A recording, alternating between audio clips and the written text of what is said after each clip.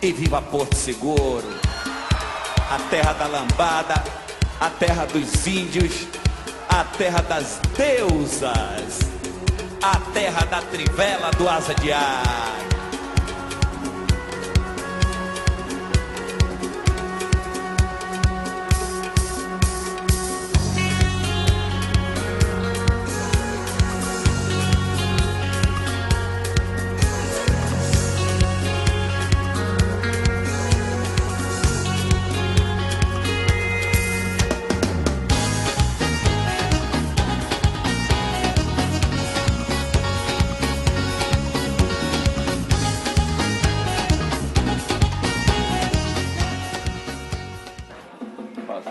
Aqui é um painel homenageando índios, brancos, né, e negros. Os índios tupi-guaranis, os brancos portugueses da embarcação, a igreja, e os negros.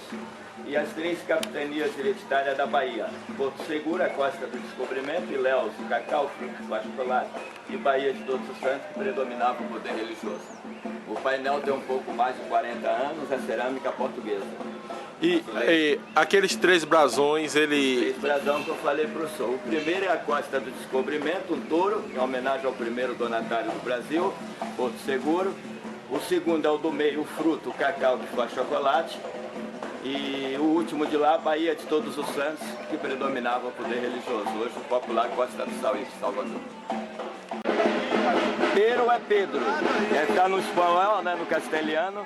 Primeiro capitão donatário, ele que veio para construir as primeiras construções da habitação, morar com o povo dele. Aí ele chegou aqui em 1535, e lá os Deus seja louvado em latim. Diz que ele viveu mais, porque na época dele não se vivia mais de 48, 50 anos, ele viveu 63 anos. Tá? Então foi para ele que o rei de Portugal doou o início do Brasil, que foi de denominação portuguesa. O Brasil no início era a colônia de Portugal. Aquela casa branca lá, ó, de portas azuis e azulzinha de porta verde, onde está o rapaz lá, ó, o andaime, aquelas lá é ceira sembeira, e abaixo da telha, a parte frontal do beiral, era dos povos. Essas 4 aqui, ó, tinha as portas azuis, tá? Já a parte abaixo da telha, a parte frontal, já tem uma formação lá, que é só beira, graça métrica. Aqui, ó, a primeira parte abaixo da telha, o beiral, a parte frontal abaixo da telha, a primeira parte é uma partezinha redonda igual a um diâmetro, um cano de água, um lado. Ali eles chamavam de eira, que era a beira. Aí embaixo, de 2 centímetros, uma outra de quase 10 abaixo da redondinha, era a beira, que era um comprimento. E a última embaixo, lá dentro, era a tribeira. A tribeira porque é a formação. Os filhos dos ricos brancos iam se formar na Europa. 49. Igreja e Colégio dos Jesuítas, que foi a primeira escola para índio, para educar meninos e meninos nativos até os 12 anos. Hoje ela é uma igreja católica normal, realiza missas, casamento, batismo. O nome hoje dela, Capela Igreja de São Benedito. Até mesmo casamentos de ciganos, de pessoas de todo lugar do Brasil. A parte alta era o residencial do primeiro médico e da família dele. Embaixo era o hospital, de 12 a 15 leitos. Primeiro médico da Costa do Descobrimento. Tá? Ele construiu em 1885, século XIX, a parte, os olhos, os furos embaixo era para entrada de ar, ventilação natural, estilo neogótico, né, portas e janela bem neoclássico. Dr. Antônio Ricaldi se formou em Salvador, na Bahia, na primeira faculdade do Brasil de Medicina, Nina Rodrigues. Hoje é residencial do cônsul honorário de Portugal, aqui em Porto Seguro. Segunda igreja, construída em 1535, igreja de Nossa Senhora da Pena. Pena, porque antigamente pegava pena, molhava no tinteiro, na tinta, para escrita, para escrever, para desenhar. Ela representa a santa das letras, ciências, artes e escrita.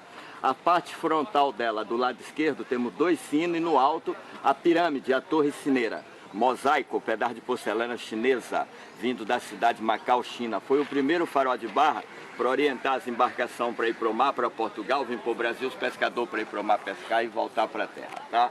Essa igreja hoje ela é da ordem dos franciscanos, estilo barroco, realiza missas, casamento, batismo, até mesmo de cigano. Estou virando para cá, ó, a primeira cadeia pública, tá? É construída em 1772, século XVIII. A parte alta era a sede do governo do poder religioso, várias salas. Embaixo era a cadeia. Da porta para a igreja era a cadeia das mulheres. Na janela, madeiramento original jacarandá. E a dos homens, da porta para o mar, tá? Madeira e chapa de ferro. Tá? Então, cá, ó, aquela pedra, por favor, um pouquinho mais. Brilhando lá, torre lá em cima. Aquela pedra, tá, o marco de posse do descobrimento, a primeira colocada em solo brasileiro, de mármore Carrara. Chegou em 1503 nas expedições de Gonçalo Coelho, que era a marinha portuguesa de reconhecimento das terras, e veio trazer a segunda ordem religiosa dos franciscanos. Tem 2 metros, meio metro abaixo, 1,5 metro acima. Pro lado da praça, o símbolo da igreja, que era a igreja que administrava, né, a ordem dos jesuítas, a ordem de Cristo, a companhia. E do lado do mal, escudo brasão de arma, como para demonstrar segurança. Proteção. Bom, a gente está aqui no museu, em Porto Seguro, e esses dois aqui, eles são cocais que representam a iniciação feminina e as mulheres usavam depois da primeira menstruação. Aqui, esse cocar aqui, esses apetrechos aqui, é da iniciação masculina. Aqui é o casamento, que é o cocar com a rede. E aqui, adiante, é o funeral. O boloro, né? Isso é o funeral indígena. Isso aqui é antes de Cabral chegar aqui no Brasil. Aqui tem 2 urnas funerárias. Aqui é para criança e ali é para adulto. E eles encaixavam o índio em forma fetal.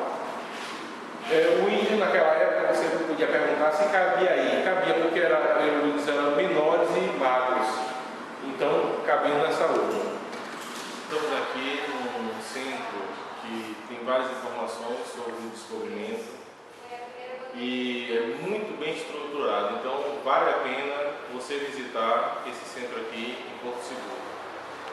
Bem, a história memorial se inicia pela preservação ao meio ambiente. E aqui nós temos plantas nativas da Mata Atlântica. A aroeira é uma delas, seu fruto muito procurado pelas aves, principalmente pelos sabiás, utilizado na medicina popular como cicatrizante, anti-inflamatório e para de assento após o parto. Ficou comprovada a sua eficácia no tratamento de febre, mucosa e gengivite. Do pau-brasil, a maior reserva se encontra em Pernambuco, com mais ou menos 100 mil pés. Esse da família dos caissalpinas, ostinatas, significa com espinhos, mas a variedade é muito grande. Para os tupis é conhecido como ibirapitanga, que significa madeira vermelha. Esse tem apenas 11 anos, faz chegar à fase adulta de maior média de 70 anos. Só tem espinho quando está novo. O dendenzeiro, sua árvore originária da costa ocidental da África, mas se adapta muito bem à costa do Brasil. Do seu fruto é que se extrai o azeite de dendê. A pitangueira, que além do sabor da fruta, tem suas folhas, que são usadas para chapa gargarejo, infecção no fígado, como diurético e diarreia. O caijueiro, seu fruto é a castanha, lembrando que o caju é apenas a polpa da fruta, sua árvore é originária do norte e do nordeste do Brasil. O café da mata, mas seu fruto não é comestível, apenas a madeira que é usada para artesanato. Ele é chamado assim porque suas folhas são parecidas com o do café.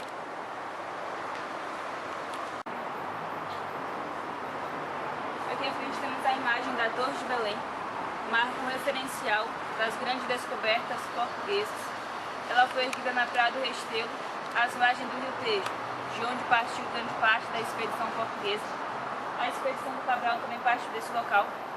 E ao lado é o Palácio da Pena. Está localizado em Sintra, Portugal. Era onde os reis costumavam passar as férias. Foi erguida em 1517. Aqui homenagem aos fundadores do local. Wilson Rodrigues e abaixo sua esposa Lúcia Maria, coordenadora pedagógica. Os demais são beneméritos. As pinturas na parede são réplicas de azulejos. Os originais se encontram em Lisboa, Portugal. Esse é o chamado diamante. Aqui atrás temos o Marco Negro.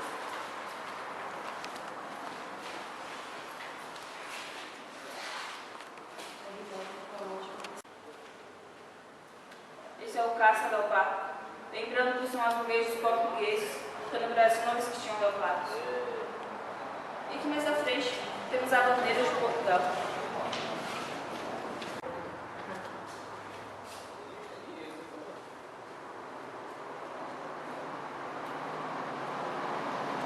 Essa é a Lisboa antiga. Aqui à frente, uma homenagem a um soldado romano. E ao lado é o Mosteiro dos Gerônimos, que fica em Lisboa, Portugal. Foi erguido em 1517, a mando do rei Dom Manuel. Aí onde ficam todos os reis sepultados. A São João Velho, seu centro ornamentado com cruz da Ordem de Cristo, que para os portugueses tinha simbologia importante, pois foi sob o símbolo da cruz que as grandes descobertas aconteceram, inclusive da chegada ao Brasil. Lembrando que não é a cruz de Malta e muito menos a do Vasco. Esse planisfério era um dos mapas do mundo da época. Nele está registrado apenas o que era de domínio popular, ou então o que eles tinham descoberto, que era o mar Mediterrâneo, a Europa e o continente africano. E para os portugueses a terra era plana, então se eles ultrapassassem a linha imaginária do horizonte, eles caíram no imenso abismo. Desse outro lado, nas paredes, são referências da viagem do infante Dom Henrique.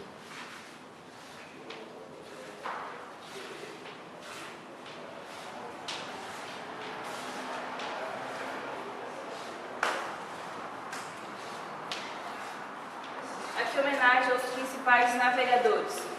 O infante Dom Henrique, o fundador da Escola Marítima de Sales.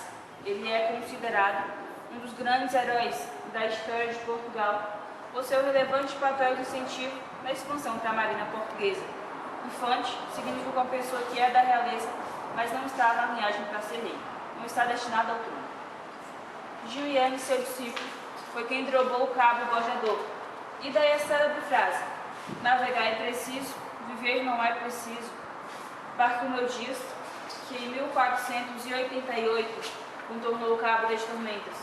Com este feito, permitiu aos portugueses a certeza de que as Índias poderiam ser alcançadas por mar. Ele morreu sem realizar o seu grande sonho, que era de chegar até as Índias. E 10 anos depois, seguindo o mesmo trajeto do que o Bartolomeu Dias, o Vasco da Gama consegue chegar até as Índias. Ele foi o segundo navegador que se atreveu a dar a volta à África. O quadro Verdão, pintor local, retratando as caravelas que foram lançadas ao mar Oceano, e o Bartolomeu Dias ultrapassando então o Cabo das Tormentas em 2 pequenas caravelas.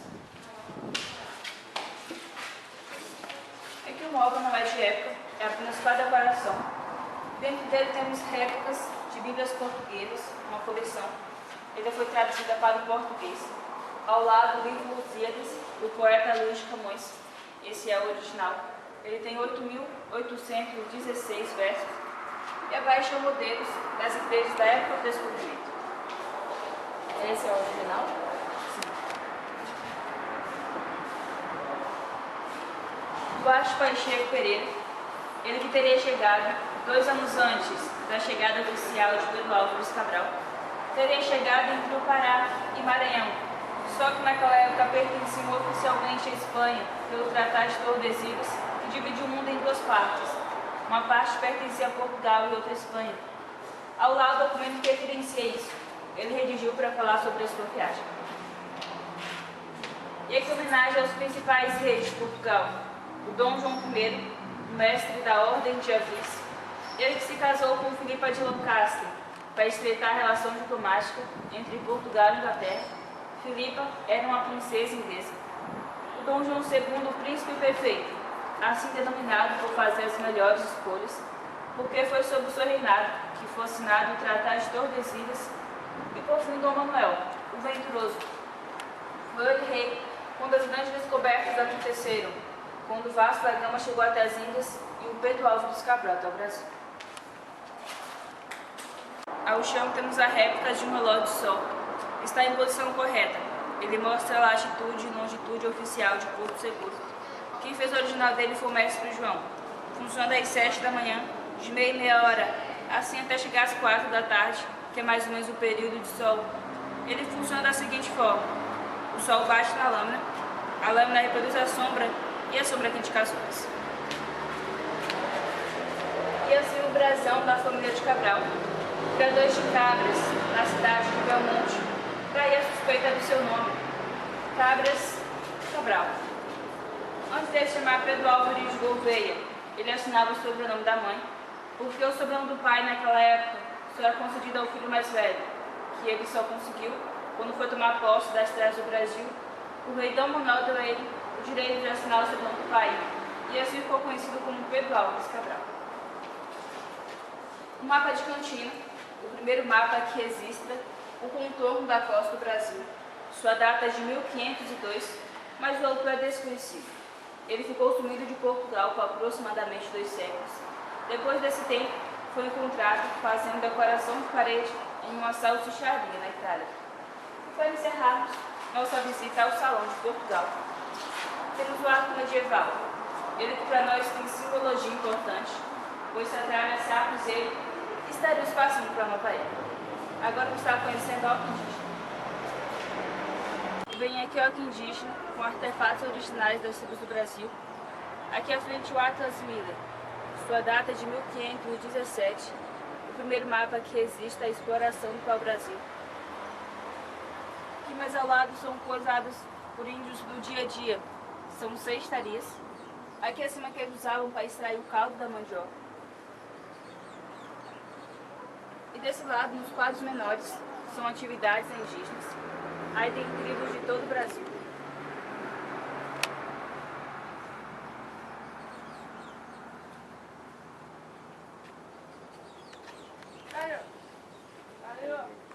E aqui atrás dos quadros maiores são os de Debré, que está retratando índios coroados. O primeiro chamado para a guerra, o segundo eles estão batendo retirada. E aqui são instrumentos de caça, peça e guerra e culinária. Aqui é o meio urucum, que eles usavam para fazer pinturas no corpo. É o que a gente usa para fazer o corante, ou como alguns conhecem, o coloral. E aqui são roupas e instrumentos usados nos rituais e danças. Lembrando que para cada ritual tem uma roupa e um instrumento diferente. E aqui à frente o quadro que marcou a posse. A primeira missa rezada no Brasil pelo Frei Henrique Soares de Coimbra. Em cor vermelha, o autor do quadro é Victor Mendes. Você está conhecendo agora Nau Capitã. Bem, aqui fica o período da embarcação. Aqui embaixo fica em média de 120 a 150 homens. Eles revisavam para dormir aqui mesmo, de 4 em 4 horas. No destino das escadas, eles subiam e desciam através de cordas por uma abertura que era feita na embarcação. Nos sacos e nos caixotes eram trazidos alimentos. A espécie não é para dar o lastro, porque a madeira usada na época para fazer a embarcação era o pino, uma madeira bastante leve e frágil. Então, com o peso das espécies ao meio, e tudo que haver de um lado teria que haver do outro para manter o equilíbrio da embarcação. E as paneladas de ferro ao chão é que eles usavam para cozinhar os alimentos. Lembrando que os homens daquela época mediam 1,50 m, só o Cabral, que era o maior, e ele era considerado gigante, ou mediu 1,73 m, então o compartimento acima um pouco baixo. Aqui a gente está no porão da Nau Capitânia. E qual é a sensação daqui? É muito abafado esse local, não é? Aqui não foi feito para ser uma, digamos assim, uma verdadeira nau, né? Então tem algumas frestas, então tem alguma ventilação. E naquela época que era tudo fechado para não entrar água, então devia ser esse calor que eu estou sentindo aqui, devia ser 10 vezes maior. Vem a expedição de Cabral com 1.500 homens, voltaram apenas 500. O que não morreram de naufrágio junto com as embarcações e morreram de doenças. O exemplo é o escorbuto e a infecção. Vieram com 3 embarcações, novos iguais a essa, 3 caravelas e uma naveta de mantimento, e retornaram apenas 5, que foram 2 naus e 3 caravelas. E as caravelas do Cabral se chamam El Rei, Trindade e Anunciada. Alguns confundem com a do Colombo, que foi a Santa Maria Pentenina. E agora vamos estar conhecendo o banheiro da embarcação. Aqui fica o banheiro da embarcação. Os corajosos subiam em cima dos parapeitos, segurados nas cordas e de costas virados para o mar fazer as necessidades. Os que não tinham coragem faziam agachados no chão, depois com o pé, empurravam pelas gretas. Os tímidos faziam baldes no porão, depois lançavam o mar. Naquela época não existia o papel higiênico. Eles usavam pontas de uma corda desfiada como esta. A corda era comunitária, todos usavam, até mesmo o Capitão Cabral. Media em torno de 2 a 4 metros. Depois que eles usavam a corda, jogavam ao mar. E como deslocamento da embarcação, a corda desce no pano. Essa é apenas uma réplica. Assim espera. Assim fica o quadro Cabral. Vocês poderão estar seguindo o conhecer. A partir de agora vocês poderão estar à vontade.